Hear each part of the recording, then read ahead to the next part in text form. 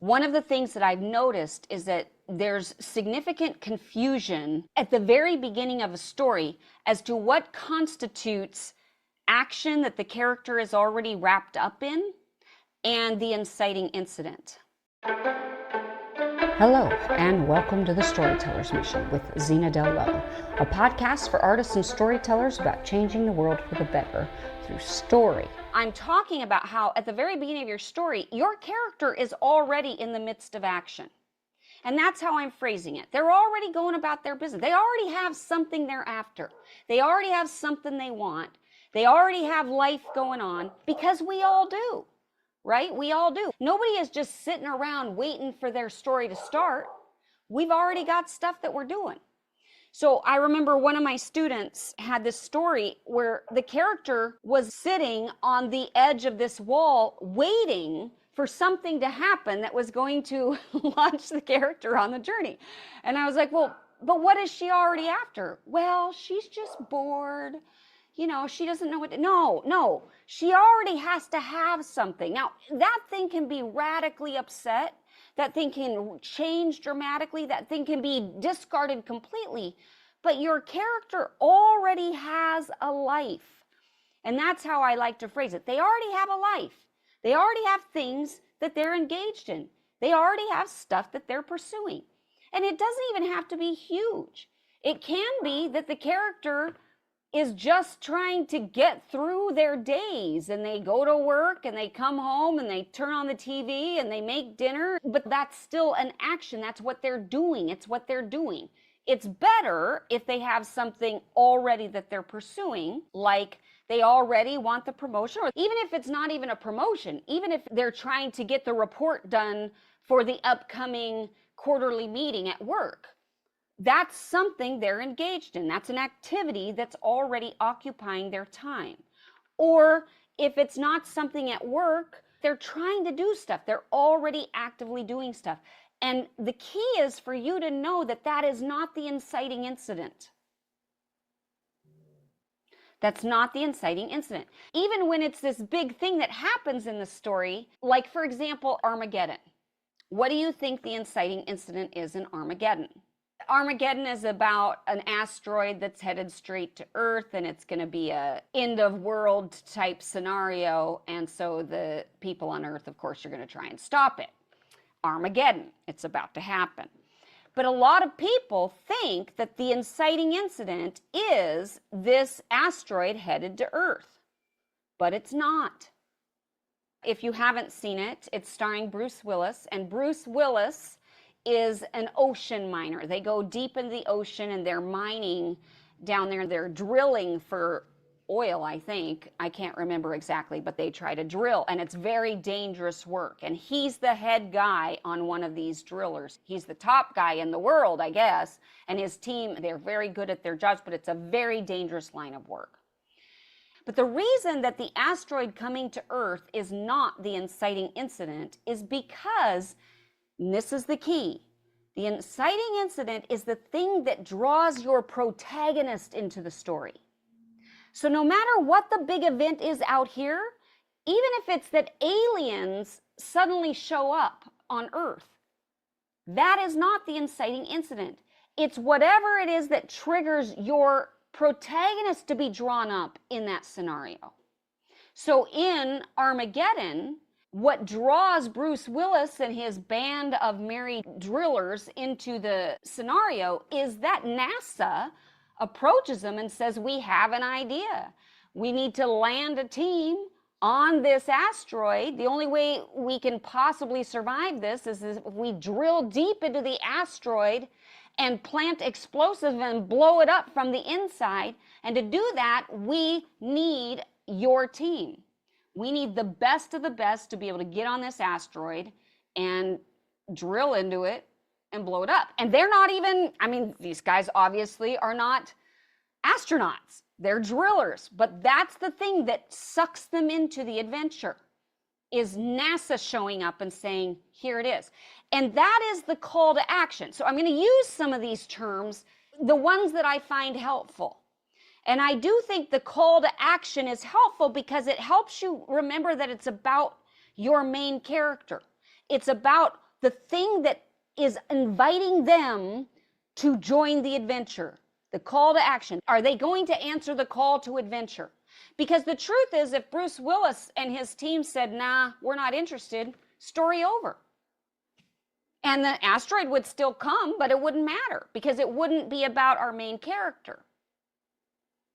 So I want to talk to you about this because it just continues to be a struggle.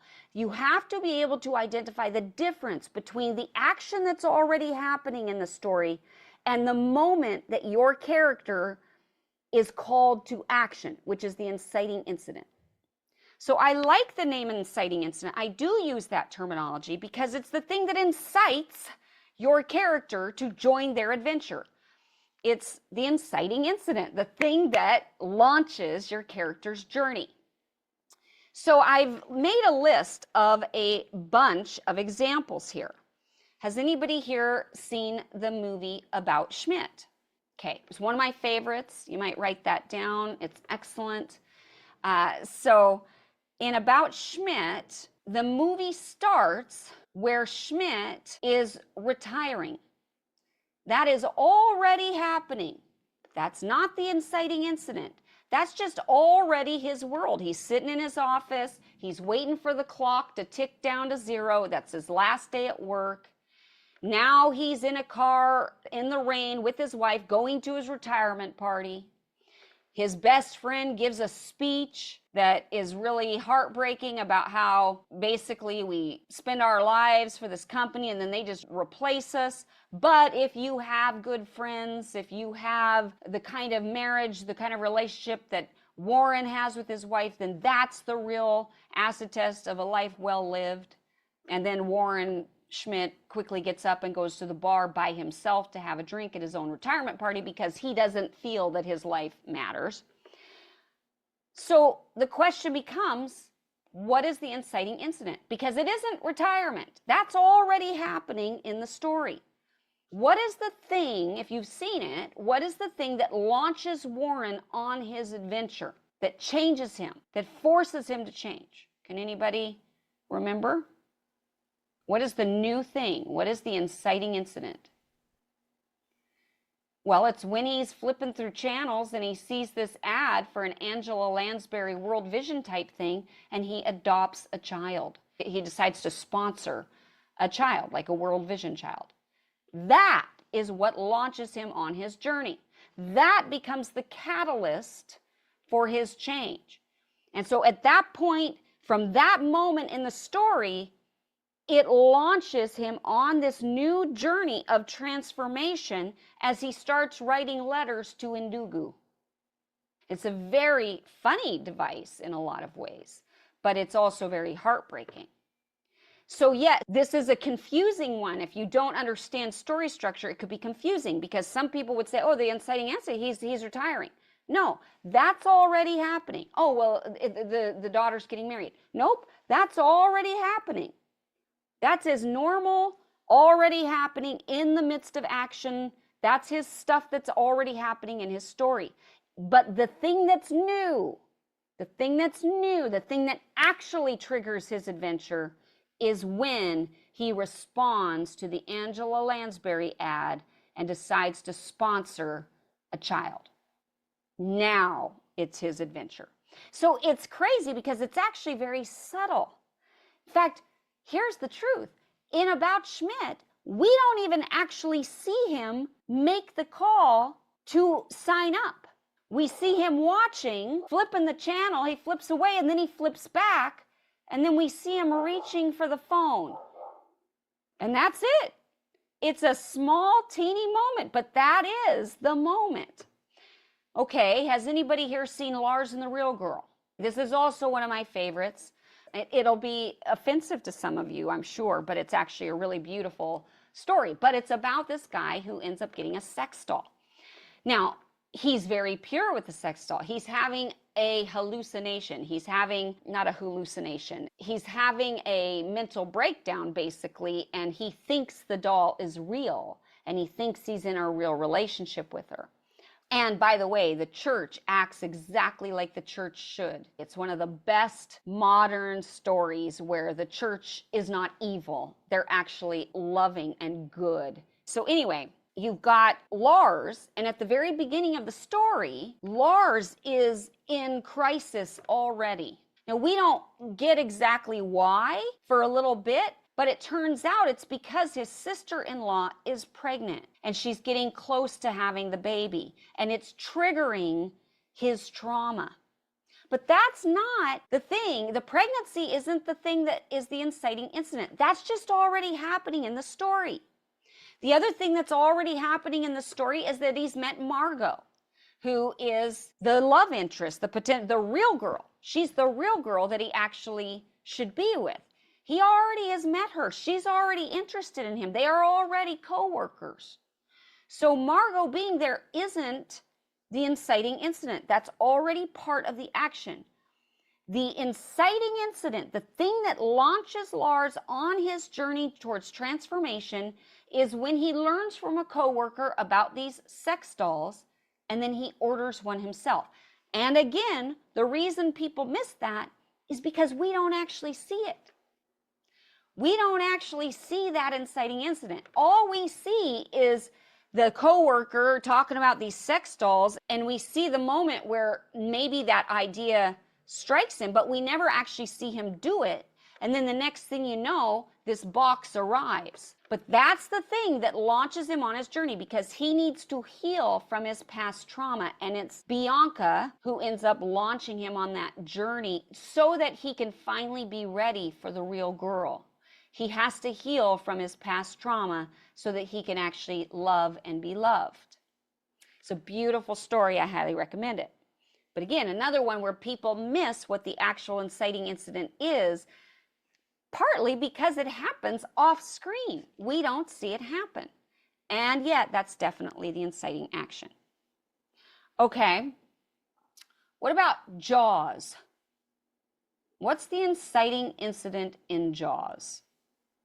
Now remember, there's something that's already happening in the world, and then there's the thing that gets your character, that sucks them into the story. That's the inciting incident. So what's already happening in the story? The girl that's at the party who goes out swimming and she gets killed, that is not the inciting incident. That's already happening in the story. The inciting incident is simply when he is made aware of it and they find the girl's remains on the shore. And now it's his responsibility to do something about this man-eating shark.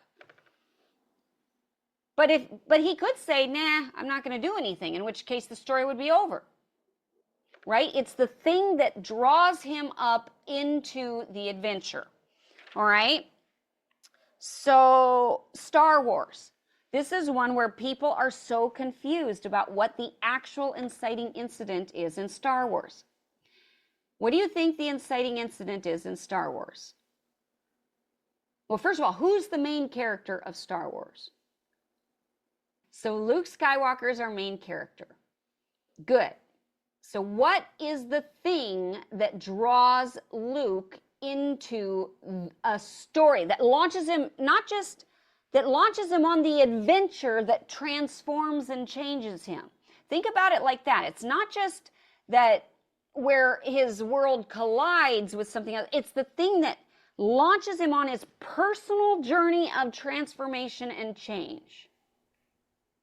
All right, so how Star Wars opens is Darth Vader boards a diplomatic ship where Princess Leia is. But that's already happening. So a lot of people would say, well, that's the inciting incident, but it's not. That's just already happening in the world, and Princess Leia records a little message. You remember the little message she records? She puts it in the droid, hey, send this, she tries to get the droids off the ship. Next thing you know, those droids are then sold to Luke's uncle. But that's also not the inciting incident, because nothing about that in and of itself launches Luke onto his journey. So that's just part of the story. That's just part of the world that's already happened. That's part of the action that's already happening. What is the thing that then changes everything. Before we get there, did you know that there are 7 crucial plot points that every story must hit in order to satisfy the audience? And if you miss even one of those crucial plot points, you risk losing your audience's attention forever. This is why I've created a free training video for you, where I break down exactly what these 7 deadly plot points are. No matter what genre you're working in, these are the essential plot moments that you need to hit in order to deliver a powerful, compelling, page-turning story. So, be sure to check out my free training video on the 7 deadly plot points. It's going to transform your writing. Just click on the link provided in the notes or head over to thestorytellersmission.com and you can start watching this free training video right away. What do you think the inciting incident is in Star Wars? He's trying to deal with the droid and he triggers this secret message of Leia. And now that's the thing that launches him into the adventure, because it's about joining the rebellion. It's about, him becoming more than just this teenage angsty character. He wants to be a hero. He wants to join the rebellion and rebel against the Empire. And it's the moment when R2-D2's message from Leia is triggered that it changes his entire world. That is the call to action for him. That is the inciting incident. See how confusing this can be? I mean, this is a classic film, and a lot of people have people that are writing articles that are supposedly experts on this are misidentifying what the inciting incident is in Star Wars. Okay, which also probably makes me seem very arrogant because I know I'm correct, but I am, because it's always about what draws your protagonist into the story.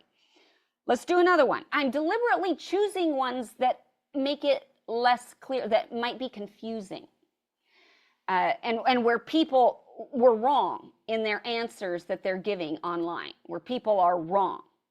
So Jason Bourne, has anybody seen the Jason Bourne series? Okay. So in the Jason Bourne series, how does the series start? Do you remember? He's got amnesia. So a lot of people online are saying that's the inciting incident, but they're wrong.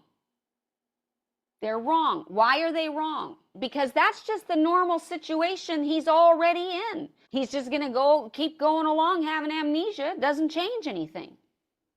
But the moment that changes is when he's in the bank and something happens and suddenly it triggers his subconscious spy powers, and now they're after him and he has to get out of there. Now they're seeking him. Now they're chasing him. Now some people are after him, and now he has to go on the adventure to try to solve, who am I? What in the heck is going on, right? That's the thing that launches him on his journey. But up until then, it was just the normal, this is his normal status quo. Now, he is trying to navigate that because all characters are already in the midst of action. But it's not until that happens that it really launches him on the big adventure. Okay, all right. So again, the inciting incident isn't what starts the story. It is not what starts the story. Your story is already in action at the beginning. It is the thing that brings your protagonist into the story. It is the thing that invites your protagonist into an adventure, to go on an adventure that's going to transform them. It's personal. So it can't just be this big thing out here like, oh, asteroids are falling on Earth. Okay, but how is that personal? So the inciting incident is the personal thing. And so many times what I see is that writers aren't able to differentiate, even in their own story. They're not able to identify the inciting incident. They're not able to separate it from the prior action that's happening, the establishment of their normal world. So it's their normal world that they have to already be in. Your character already has to be engaged in some sort of activity. They should already have a goal. They should already have something they're doing, something they're pursuing, something they want. The inciting incident comes along and boom, changes everything. You see how important it is to be able to differentiate these things? Because if you can't understand the difference between those two things, you just won't have a very good chance of plotting out your own story. You need to understand what the actual inciting incident is. The inciting incident is probably the most important moment in your entire story, because without it, there is no story. It's the thing that gives your main character their goal that they're going to pursue for the entire rest of the adventure. It's the thing that gives them their invitation to join some sort of adventure, to come out and let's go on an adventure. It is an opportunity that otherwise they would never have to change. It is the thing that is the catalyst to everything else that happens. It is the most important moment in your story. And you need to know the difference between your inciting incident and the stuff that is just already happening in your character's world. So that leads to your homework, I suppose, which would be just to simply try to identify that for the story that you're working on. What is the normal world? And then what is the actual inciting incident that sweeps your main character into the adventure? Thank you for listening to The Storyteller's Mission with Zena Del Lowe. May you go forth inspired to change the world for the better through story.